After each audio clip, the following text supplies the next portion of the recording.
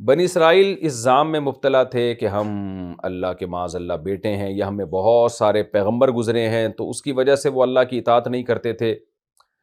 نبی صلی اللہ علیہ وسلم پر ایمان نہیں لاتے تھے۔ تو اللہ نے اس رکوع کے شروع میں بنی اسرائیل کے بارے میں حکم دیا نبی صلی اللہ علیہ وسلم کو کہ آپ ان پر آدم علیہ السلام کے دو بیٹوں کا واقعہ پڑھ کے سنائیں۔ ایک کا نام قابیل تھا اور ایک کا نام حابیل، جیسے کہ احادیث میں اور صحابہ کرام سے اس کی تفسیر منقول ہے۔ تو قابیل نے حابیل کو قتل کیا اور اللہ نے اس کو کیسی سزا دی، قابیل کو خسارے والوں میں سے ہو گیا، ندامت کرنے والوں میں سے ہو گیا۔ تو اس میں یہ سبق دیا جا رہا ہے کہ جب پیغمبر کا بیٹا جرم کر کے سزا سے نہیں بچ سکتا، تو تمہارے اندر پیغمبروں کے آنے سے یہ کیسے ثابت ہوتا ہے کہ تم اللہ کے ایسے لاڈلے بن گئے کہ اب تم قتل و غارت کرتے رہو اور زمین میں فساد مچاتے رہو تو تمہیں اللہ بخش دے گا؟ تو اس باطل گمان کا اصل میں علاج کرنا مقصد ہے، اور خود اس واقعے میں بھی عبرت کی بہت سی باتیں ہیں۔ تو یہ واقعہ بذات خود بھی ایک مقصود ہو سکتا ہے قرآن کا۔ تو وہ قرآن یہ واقعہ بیان کرتا ہے کہ وَاتْلُ عَلَيْهِمْ نَبَأَ ابْنَيْ آدَمَ بِالْحَقِّ، اے نبی آپ ان کو آدم کے دو بیٹوں کا واقعہ بیان کیجئے ٹھیک طور پر، یعنی صحیح طرح سے کھول کے ان کو بیان کیجئے۔ وہ واقعہ کیا ہے؟ وہ صحابہ کرام سے اس کی تفسیر منقول ہے حدیث کی مختلف کتابوں میں۔ وہ تفسیر یہ ہے کہ قابیل اور حابیل، آدم علیہ السلام کے بہت سے بیٹے ہوں گے جن میں ایک کا نام قابیل اور ایک کا نام حابیل تھا۔ تو ہوتا یہ تھا کہ آدم علیہ السلام کے جڑواں بچے ہوا کرتے تھے اماں حوا سے، ایک لڑکا ایک لڑکی۔ تو جو لڑکا اور لڑکی اکٹھے پیدا ہوتے وہ ایک دوسرے کے بھائی اور بہن سمجھے جاتے تھے، اور جو جڑواں نہیں ہوتے تو وہ ایسے جیسے کزن کا رشتہ، اہل اسلام میں جیسے کزن کا رشتہ ہوتا ہے نا، تو ان کو تاکہ نکاح کا سلسلہ چلتا رہے، کیونکہ آدم علیہ السلام کے بچوں کا ظاہر ہے نہ کوئی خالہ زاد نہ کوئی چچا زاد، اس وقت تو رشتے ہی نہیں تھے، صرف اماں حوا اور آدم علیہ السلام تھے، تو میاں بیوی تھے، تو ان کے جو بچے پیدا ہوں گے تو وہ بہن بھائی کہلائیں گے، ان کا نکاح نہیں ہو سکتا۔ تو ضرورت کی وجہ سے ایسا کیا گیا کہ جو جڑواں پیدا ہو رہے ہیں تو وہ تو بہن بھائی کہلائیں گے، جو جڑواں نہیں ہو رہے وہ بہن بھائی نہیں کہلائیں گے۔ تو قابیل کے ساتھ جو لڑکی پیدا ہوئی وہ انتہائی حسین تھی، لیکن قابیل کی بہن سمجھا گیا اس کو، اور حابیل کے ساتھ جو لڑکی پیدا ہوئی اس کا نکاح طے ہوا قابیل کے ساتھ، اور حابیل کا نکاح طے ہوا اس لڑکی کے ساتھ جو قابیل کے ساتھ پیدا ہوئی ہے، یعنی جڑواں پیدا ہوئی۔ تو قابیل اس فیصلے پر ایگری نہیں تھا، اس لیے کہ قابیل کے ساتھ جو لڑکی پیدا ہوئی تھی وہ بہت حسینہ تھی، تو قابیل یہ چاہتا تھا کہ میں اسی سے نکاح کروں۔ تو آدم علیہ السلام نے منع کیا کہ بھئی ہماری شریعت میں اس کی اجازت نہیں ہے، اور تمہیں اسی سے نکاح کرنا پڑے گا جو حابیل کے ساتھ پیدا ہوئی ہے۔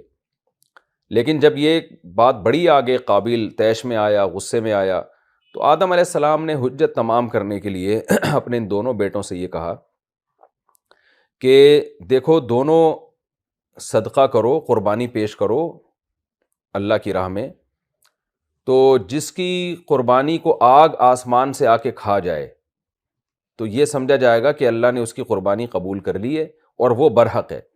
اور جس کی قربانی کو آگ نہ کھائے یا وہ غائب نہ ہو تو یہ اس کی علامت ہوگی کہ اللہ اس سے خوش نہیں ہے، وہ اپنے فیصلے میں غلط ہے۔ اب یہ تو دو اور دو چار کی طرح بات ہو جاتی نا۔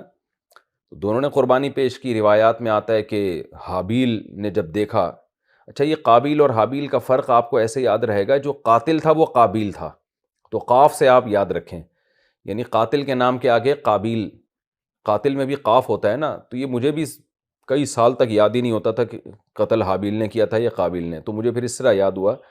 کہ قابیل میں قاف آ رہا ہے تو قاتل میں بھی قاف آتا ہے، تو قابیل جو تھا وہ قاتل تھا۔ تو قابیل جو تھا وہ چونکہ برائی کی طرف مائل تھا تو وہ تھوڑے سے کچھ چیزیں لے آیا معمولی سی صدقہ کرنے کے لیے، اور حابیل نے باقاعدہ اللہ کے راہ میں ایک مینڈھا قربان کیا، ذبح کیا، ایک یعنی ظاہر ہے ایک مالی چیز تھی اس زمانے میں بھی، یہ ایک ویلیویبل چیز تھی۔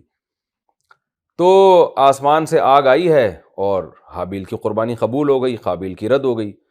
تو اس سے بجائے اس کے کہ قابیل کو توبہ کی توفیق ملتی، وہ جیلسی اور حسد کا شکار ہو گیا، کیونکہ یہ کھلے عام ایک قسم کی بے عزتی تھی کہ بھئی تمہاری قربانی رد ہو گئی ہے۔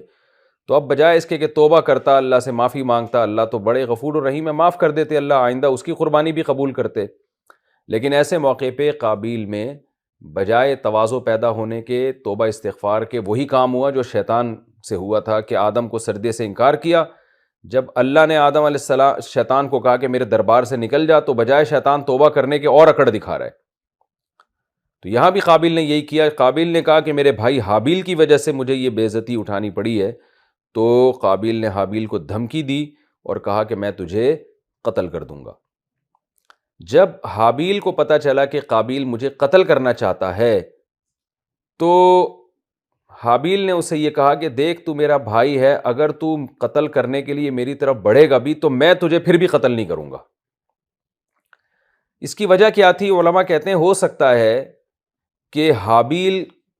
کو یہ مسئلہ معلوم نہ ہو اس وقت، کیونکہ ظاہر ہے بعض دفعہ مسائل پتہ چلتے ہیں جب کسی واقعے میں انسان مبتلا ہوتا ہے، اس وقت مسئلہ پتہ چلتا ہے۔ تو ہو سکتا ہے حابیل، دیکھیں اصولی طور پر تو مسئلہ یہ ہے کہ کوئی آپ کو 100% یقین ہو جائے کہ یہ مجھے قتل کر رہا ہے، اور آپ کے پاس اپنے آپ کو قتل سے بچانے کے لیے اس کے قتل کے علاوہ کوئی راستہ ہی نہ ہو، تو پھر شریعت میں جائز ہے کہ آپ سامنے والے کو بھی قتل کر سکتے ہیں، بشرطے کہ 100% یقین ہو کہ یہ مجھے قتل کرنا چاہتا ہے، اور میرے لیے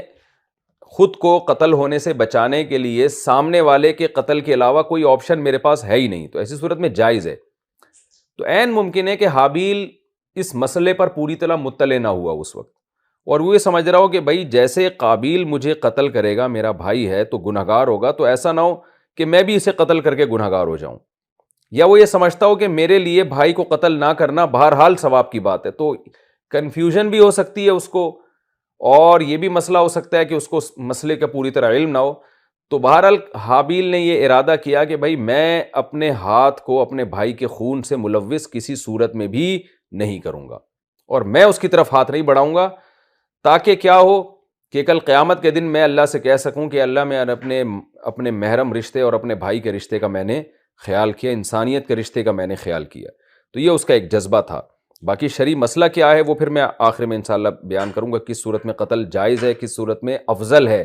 کہ سامنے والے کو قتل کرنے کی کوشش کی جائے، کس صورت میں افضل یہ ہے کہ قتل نہ کرنے کی کوشش کی جائے۔ وہ شرعی مسئلہ کیا ہے وہ میں انشاءاللہ بعد میں بیان کرتا ہوں۔ تو اللہ فرماتے ہیں وَاتْلُ عَلَيْهِمْ نَبَأَ ابْنَيْ آدَمَ بِالْحَقِّ، اے نبی آپ آدم کے دونوں بیٹوں کی خبر ان کو بیان کریں ٹھیک طور پر۔ اِذْ قَرَّبَا قُرْبَانًا، جب دونوں نے ایک قربانی پیش کی، فَتُقُبِّلَ مِنْ أَحَدِهِمَا، دونوں میں سے ایک کی قربانی سے میری مراد یعنی قربانی سے قرآن کی مراد صرف جانور ذبح کرنا نہیں ہے، یعنی ہر وہ چیز جس سے اللہ کا قرب حاصل کیا جائے، تو صدقے کو بھی اس لحاظ سے قربانی کہا جاتا ہے کہ وہ بھی اللہ کے قرب کا ذریعہ ہے۔ دونوں نے صدقہ پیش کیا، فَتُقُبِّلَ مِنْ أَحَدِهِمَا، ایک کا قبول کر لیا گیا یعنی حابیل کا، وَلَمْ يُتَقَبَّلْ مِنَ الْآخَرِ، دوسرے کا یعنی قابیل کا قبول نہیں کیا گیا۔ قَالَ، تو قابیل نے کیا کہا طیش میں آ کے، حسد کا شکار ہو کے، لَأَقْتُلَنَّكَ، میں ضرور تجھے قتل کروں گا۔ یہ قسم کے معنی دیتا ہے، یعنی نون جب تاکید کے ساتھ ہو اور شروع میں لام بھی لگ جائے تو اس میں قسم کا معنی کہ اللہ کی قسم میں تجھے قتل کروں گا۔ قال، تو حابیل عذر پیش کرتا ہے کہ بھئی تو اس بیس پہ مجھے قتل کرنے کا ارادہ کر رہا ہے کہ تیری قربانی قبول نہیں ہوئی ہے، تو یہ تیری بیس اس لیے غلط ہے کہ تیری قربانی میری وجہ سے قبول نہیں ہوئی ہے، بلکہ اللہ کا قاعدہ کیا ہے، انما یتقبل اللہ من المتقین، اللہ قبول کرتا ہے پرہیزگار لوگوں کی طرف سے۔ تو جو اللہ سے ڈرتا ہے اس کی قربانی قبول ہوگی، جو نہیں ڈرتا اس کی قربانی قبول نہیں ہوگی۔ یہاں آپ کو اشکال ہو سکتا ہے کہ یہ تو حابیل دعویٰ کر رہا ہے کہ میں نیک آدمی ہوں اس لیے میری قربانی قبول ہوئی ہے، تو دیکھیں خوب اچھی طرح مسئلے کو سمجھیں کہ میں پہلے ایک مثال دیتا ہوں، اس سے بات انشاءاللہ سمجھ میں آئے گی۔ ایک آدمی جو پرہیزگار نہیں ہے، گناہ گار ہے، لیکن وہ اخلاص سے صدقہ کرتا ہے اللہ کے لیے، تو اس کا صدقہ بھی قبول ہوگا۔ اب سوال پیدا ہوتا ہے، یہاں تو قرآن کہہ رہا ہے کہ پرہیزگار لوگوں کی طرف سے اللہ قبول کرتا ہے ان کے عمل کو، برے لوگوں کے عمل کو اللہ قبول ہی نہیں کرتا۔ تو ہم تو جبکہ مسئلہ یہ ہے کہ برا آدمی بھی اگر اچھی نیت سے عمل کرے گا تو اس کا عمل بہرحال قبول ہوگا۔ ایک آدمی شرابی ہے، برائی کرتا ہے، گناہوں میں ملوث ہے، لیکن وہ اگر کوئی صدقہ خیرات کرتا ہے یا کوئی نیک کام کرتا ہے تو اس نیک کام میں وہ مخلص ہو تو بہرحال اس کی وہ نیکی قبول ہوگی۔ تو اس لیے علماء ایسی آیات کا مفہوم یہ بیان کرتے ہیں کہ متقین کا مطلب یہاں پر یہ ہوتا ہے کہ جو عمل آپ کر رہے ہیں نا اللہ کے لیے، اس عمل میں اگر آپ اس وقت متقی ہوں گے تو وہ عمل قبول ہوگا، اس وقت اگر آپ اس عمل میں مخلص نہیں ہیں، متقی نہیں ہیں، تو پھر وہ عمل آپ کا قبول نہیں ہوگا، خواہ ویسے آپ نیک کیوں نہ ہو۔ تو یہاں بھی قابیل یہ بتانا چاہ رہا ہے کہ اللہ اس شخص کے عمل کو قبول کرتے ہیں جو متقی فی ذالک العمل ہو، یعنی اس عمل میں وہ اس کی نیت ٹھیک ہو۔ تو میں نے جو اللہ کے لیے قربانی پیش کی ہے، اس قربانی میں میری نیت ٹھیک تھی اور تیری نیت ٹھیک نہیں تھی، تو اس لیے اللہ نے میرے اس عمل کو قبول کیا ہے۔ تو یہ متقی ہونے کا دعویٰ نہیں ہے، بلکہ ایک شریعت کا اصول بیان کیا جا رہا ہے کہ تیری قربانی کا رد کرنا یہ میری وجہ سے نہیں ہے، لہذا مجھ سے دشمنی کا کوئی فائدہ نہیں ہے، بلکہ تیری قربانی کا رد کرنا تیرے اخلاص میں کمی کی علامت ہے، تو اپنی اصلاح کی کوشش کر۔ تو اصولی طور پر یہی مسئلہ ہے کہ ایک آدمی اگر برا بھی ہے لیکن اگر کوئی وہ نیک عمل کرتا ہے، اس نیک عمل میں وہ متقی ہے تو پھر اس کا عمل قبول ہوگا، اور ایک آدمی اچھا ہے لیکن وہ نیک عمل کر رہا ہے اور اس نیک عمل میں وہ متقی نہیں ہے، ویسے وہ متقی ہے لیکن اس نیک عمل میں اس میں اخلاص نہیں ہے، تو اس کا وہ نیک عمل قبول نہیں ہوگا۔ قال انما يتقبل اللہ من المتقین، حابیل نے کہا کہ اللہ پرہیزگار کے عمل کو قبول کرتا ہے، تو اس عمل میں متقی ہوں، پرہیزگار ہوں، مخلص ہوں، اور میری نیت ٹھیک ہے اور میں حق پر ہوں، تو اس لیے اللہ نے قبول کیا، اور تو حق پر نہیں ہے اس لیے قبول نہیں کیا۔ پھر آگے حابیل کہنے لگا کہ لئن بسطت الی یدک، اگر تو نے میری طرف اپنا ہاتھ بڑھایا نا مجھے قتل کرنے کے لیے، ما انا بباسط یدی الیک لاقتلک، تو میں اپنا ہاتھ تیری طرف نہیں بڑھاؤں گا تجھے قتل کرنے کے لیے۔ یہاں اصل میں حابیل اپنے بھائی کو ایک محبت والے طریقے سے سمجھا رہا ہے کہ میرے دل میں اللہ کا اتنا خوف ہے کہ اگر تو میرے قتل کا پکا ارادہ بھی کر لے اور قتل کی کوشش بھی کرے، اور مجھے معلوم ہو کہ میں تجھے قتل کر سکتا ہوں، پھر بھی میں نہیں کروں گا، کیونکہ قتل اتنا بڑا جرم ہے کہ میں اس قتل کی نسبت اپنی طرف کرنا ہی نہیں چاہتا۔ حالانکہ ایسے موقع پہ حابیل کے لیے اپنی جان بچانے کی خاطر قابیل کو قتل کرنا بالکل جائز تھا، لیکن جائز ہونے کے باوجود میں اپنے ہاتھ خون سے رنگین نہیں کرنا چاہتا، یعنی یہ عمل بذات خود اتنا برا عمل ہے، تو کوئی بات نہیں، اگر میں مر گیا تو اللہ مجھے اس کا بدلہ دے دے گا، اور نتیجہ کیا ہوگا کہ تیری سزا ڈبل ہو جائے گی، کہ جو میں تجھے قتل کرتا نا اور اس میں بالفرض اگر کوئی گناہ ہونا تھا تو وہ گناہ بھی تیرے سر پہ جائے گا، یا یہ کہ مظلوم ہونے کی وجہ سے جو میرے سے ماضی میں گناہ ہوئے ہیں تو مظلوم ہونے کی وجہ سے میرے وہ گناہ بھی اللہ تیرے سر پہ ڈال دے گا، تو میں تو آخرت کی اتنی فکر کر رہا ہوں۔ یہ علماء کہتے ہیں اصل میں موٹیویشن تھی اپنے بھائی کو قتل سے بچانے کے لیے، کہ جیسے ایک آدمی کسی سے لڑ رہا ہو نا، دوسرا بھی آ کے لڑ رہا ہو، تو آپ اسے یہ سمجھانے کے لیے کہ لڑائی اتنی بری چیز ہے کہ بھائی تو اگر مجھ سے لڑے گا بھی تو بھی میں نہیں لڑوں گا، یہ جیسے گالیوں کی ایک مثال دینے کہ تو اگر مجھے گالی دے گا بھی تو جواب میں اگرچہ گالی دینا جائز ہے، مگر گالی کا لفظ اتنا برا ہے کہ میں یہ جرم کر ہی نہیں سکتا، میں چاہتا ہوں میرا یہ جرم بھی تیرے سر پہ ہو۔ تو اس میں ایک طرح کی موٹیویشن ہوتی ہے کہ یہ میری نظر میں اتنا بڑا جرم ہے کہ میں تو اس کے وہم سے اور شبہ سے بھی بچ رہا ہوں، اور تو ناجائز، یعنی میرے لیے قتل کرنا جائز ہے، اس کے باوجود میں اپنے آپ کو قتل سے بچا رہا ہوں، اور تجھے پتہ ہے کہ تیرے لیے یہ جرم حرام در حرام ہے، اس کے باوجود تو یہ کیسے کر رہا ہے۔ تو اس میں ایک قسم کی اپنے بھائی کو موٹیویشن بھی تھی کہ یہ عمل بہت ہی برا ہے کہ میں اس عمل کی ظاہری صورت اور جائز ہونے کے باوجود بھی اس سے اپنے آپ کو بچانا چاہتا ہوں۔ ایک مفہوم تو یہ ہو سکتا ہے، دوسرا مفہوم یہ ہو سکتا ہے کہ واقعی حابیل یہ سمجھ رہا ہو کہ بھائی اگر میں نے جان کر اس کو قتل کر بھی لیا جان بچانے کے لیے تو عین ممکن ہے شاید اللہ کہیں قیامت کے دن مجھ سے انتقام نہ لے لے کہ وہ تو ظالم تھا، تو نے کیوں اس کو مارا۔ تو شبہ سے بھی بچنے کے لیے حابیل نے یہ انتظام کیا کہ میں اپنے بھائی کی طرف ہاتھ نہیں اٹھاؤں گا۔ لئن بسطت الی یدک، اگر تو نے میری طرف اپنا ہاتھ بڑھایا کہ تاکہ تو مجھے قتل کر دے، ما انا بباسط یدی الیک لاقتلک، تو میں اپنا ہاتھ تیری طرف تجھے قتل کرنے کے لیے نہیں بڑھاؤں گا۔ کیوں؟ انی اخاف اللہ رب العالمین، میں تو رب العالمین سے ڈرتا ہوں۔ انی ارید ان تبوء باسمی و اسمک، اور اگر تو پھر بھی مجھے قتل کرنا چاہتا ہے تو میں یہ چاہتا ہوں کہ تو میرے اور اپنے گناہ کے ساتھ لوٹے قیامت کے دن، یعنی یہ جرم میں اپنے کندھے پہ نہیں رکھنا چاہتا، بلکہ میں وہ طریقہ اختیار کروں گا کہ اگر تو مجرم بننا ہی چاہتا ہے تو جو میں نے تجھے قتل کرنے کا جرم کرنا تھا نا اپنی جان بچانے کے لیے، تو وہ جرم بھی تیرے کندھے پہ آ جائے، یعنی قتل کا جو خون ہے نا وہ تیرے ہاتھ اس خون سے رنگین ہو، میرے ہاتھ رنگین نہ ہو۔ اور ایک مفہوم یہ بھی ہو سکتا ہے کہ جیسے کہ حدیث میں آتا ہے کہ جو بھی مسلمان کسی دوسرے پہ ظلم کرے گا تو قیامت کے دن مظلوم کے گناہ ظالم کے کندھوں پہ ڈالے جائیں گے، تو یہ بھی مطلب ہو سکتا ہے کہ حابیل یہ کہہ رہا ہے کہ میں یہ ارادہ کرتا ہوں کہ تو میرے اور اپنے گناہوں کے ساتھ لوٹے، یعنی قیامت کے دن، کہ تو جب مجھے قتل کرے گا نا تو اس کی وجہ سے ماضی میں اگر مجھ سے کوئی گناہ ہوئے ہوں تو وہ بھی تیرے کندھے پر آئیں قیامت کے دن، میرے گناہوں کی معافی کا یہ چیز ذریعہ بنے گی کہ میں مظلوم بن جاؤں گا، ظالم نہیں بنوں گا میں۔ فتکون من اصحاب النار، جس کا نتیجہ یہ نکلے گا کہ تو آگ والوں میں سے ہو جائے گا۔ میں اپنے آپ کو آگ والوں میں شامل نہیں کرنا چاہتا، ہاں میں یہ ضرور چاہتا ہوں کہ میری بخشش ہو جائے، اور اگر تو نے قتل کا ارادہ کر ہی لیا ہے تو تو آگ والوں میں سے ہو جائے۔ تو یہ بھی اصل میں ایک قسم کی موٹیویشن ہے کہ یعنی گویا اللہ ہم دونوں کو آپشن دے رہا ہے کہ دونوں میں سے کون آگ میں جانا چاہتا ہے، تو میں چاہتا ہوں کہ تو چلا جائے میں نہ جاؤں، یہ آگ اتنی خطرناک چیز ہے۔ تو یہ بھی ایک قسم کی ترغیب ہو سکتی ہے کہ یعنی مجھے یقین ہے کہ یہ دنیا کا نقصان اگر ہو گیا تو یہ نقصان جو قتل کا نقصان ہے یہ کم ہے، اور آخرت کا نقصان زیادہ ہے۔ تو یہ بھی حابیل کی طرف سے ایک قسم کی ترغیب ہے کہ دیکھ تیرا انجام بہرحال جہنم کی آگ ہے، جو کچھ تو کر رہا ہے، اور تو یہ سمجھ رہا ہے کہ تو مجھے قتل کر کے کامیاب ہو جائے گا، تو کامیاب نہیں ہوگا، کامیاب میں ہوں گا۔ وَذَلِكَ جَزَاءُ الظَّالِمِينَ، اور حابیل نے پھر اپنے بھائی کو کہا ظالمین کا یہی بدلہ ہے، جو ظالم قتل و غارت کرتے ہیں ان کا یہی بدلہ ہے کہ آگ والوں میں سے ہو جاتے ہیں۔ اتنی اچھی تقریر سننے کے بعد بھی قابیل پر کوئی اثر نہیں ہوا۔ ہونا تو یہ چاہیے تھا نا کہ جب وہ یہ دیکھے کہ میرا بھائی اتنا نیک ہے کہ میں نے قتل کا ارادہ کر بھی لیا ہے تو بھی یہ آخرت کو دنیا پہ ترجیح دے رہا ہے، اور یہ کہہ رہا ہے کہ میں قتل نہیں کروں گا تجھے، کیونکہ بھائی کا قتل کرنا میری نظر میں بہت بری چیز ہے۔ تو ہونا تو یہ چاہیے تھا کہ شرم سے زمین میں گڑ جاتا قابیل اور کہتا بھائی یہ بھائی جس کو میں نے قتل کی دھمکی دے دی ہے پھر بھی یہ اپنے رشتے کا پاس کر رہا ہے، تو مجھے بھی تھوڑا خیال کر لینا چاہیے۔ لیکن قرآن کہتا ہے قابیل پر اثر نہیں ہوا۔ فطوعت لہ نفسہ قتل اخیہ، قابیل کے نفس نے اس کو ابھارا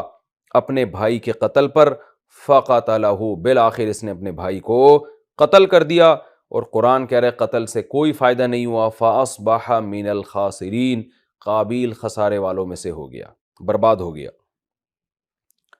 وہ خسارہ کیا ہے؟ حدیث میں آتا ہے رسول اللہ صلی اللہ علیہ وسلم نے فرمایا ایک تو خسارہ وہ ہے جو قرآن نے قتل کی سزا بیان کی کہ جو بھی کسی کو ناحق قتل کرے گا تو ایسے جیسے ساری انسانیت کو قتل کر دیا، اور دوسرے مقام پہ قرآن میں کیا آتا ہے؟ اس کی جزا جہنم ہے، آگ ہے، اس پر اللہ کا غضب بھی ہوگا اور اس پر اللہ کی لعنت بھی ہوگی۔ اور حدیث میں ایک اور جرم بیان کیا گیا، یعنی ایک اور سزا، کہ آپ صلی اللہ علیہ وسلم نے فرمایا چونکہ یہ پہلا قتل تھا انسانیت میں، اس سے پہلے لوگ قتل کے لفظ سے آشنا نہیں تھے، تو آپ صلی اللہ علیہ وسلم نے فرمایا قیامت تک جتنے بھی قتل دنیا میں ہوں گے تو ان قتلوں میں قابیل کا بھی حصہ ہوگا، کیونکہ اس نے دنیا میں قتل کی بنیاد رکھی ہے۔ تو جرم در جرم اور سزا در سزا جو بڑھتی جا رہی ہے قابیل کی، یہ ہے وہ خسارہ، اور دنیا میں ذلت۔ اب قابیل نے جب اپنے بھائی کو قتل کر دیا تو اب پریشان کہ میں اس کو چھپاؤں کیسے تاکہ